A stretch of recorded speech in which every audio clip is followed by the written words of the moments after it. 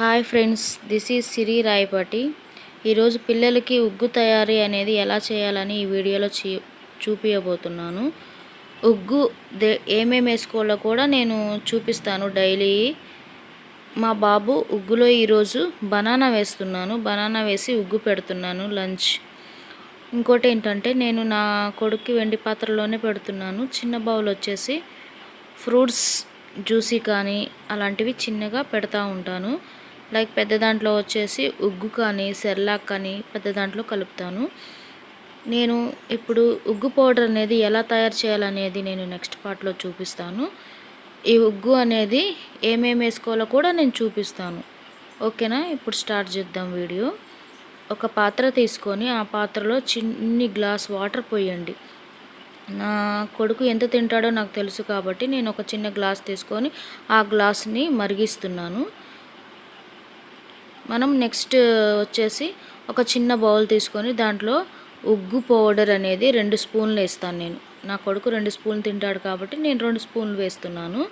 అవి మనం లైక్ రాగి జావా ఎలా చేసుకుంటామో అలాగా మనం పక్కన పొడి వేసి వాటర్ కలుపుతాం కదా, అలాగే రాగి పౌడర్ లాగానే మనం కలుపుకోవచ్చు.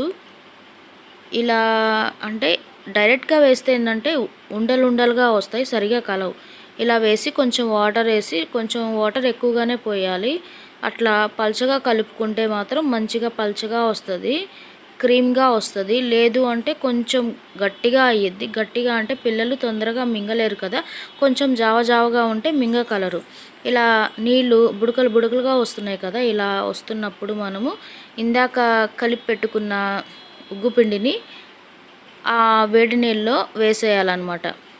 ఇక్కడ ఒకటి మాత్రం చేయాలి, ఖచ్చితంగా అది వేయి వెంటనే మనము కలుపుకోవాలి. లేదు అలాగే ఉన్నామంటే ఉండలు కట్టేసిద్ది అనమాట.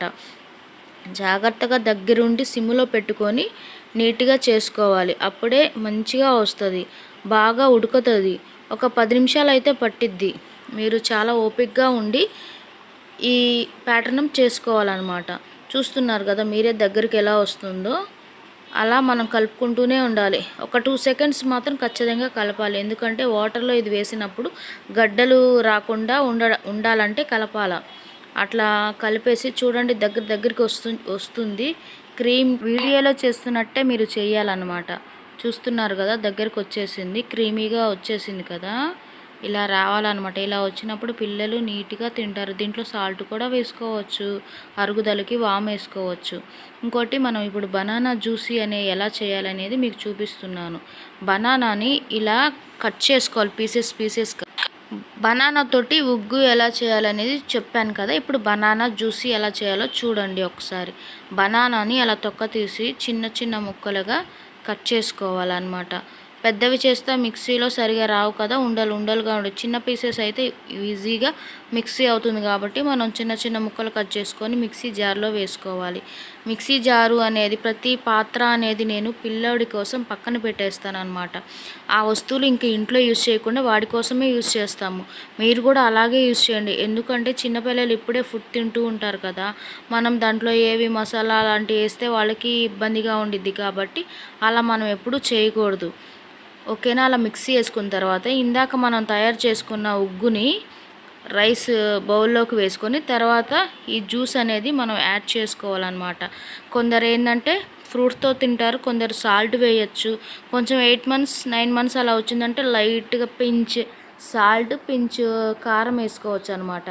నేనైతే ఫ్రూట్తో పెడుతున్నాను అనమాట. డైలీ ఒక్కొక్క వెరైటీ చేస్తాను. ఒకరోజు రాగిపిండి వేస్తాను, ఒకరోజు యాపిల్ వేస్తాను. అట్లా ఒక్కొక్క దాంట్లో ఒకటి వేస్తాను అనమాట. సమ్మర్ కదా, మనం ఎక్కువ ఏవి పడితే అవి వేయకూడదు. ఎందుకంటే వాళ్ళకి అరుగుదల కూడా తొందరగా అవ్వాలి కదా. సో మీరు ఇలా చేసుకొని చాలా ఈజీగా చక్కగా తింటారు పిల్లలు. Thank you so much.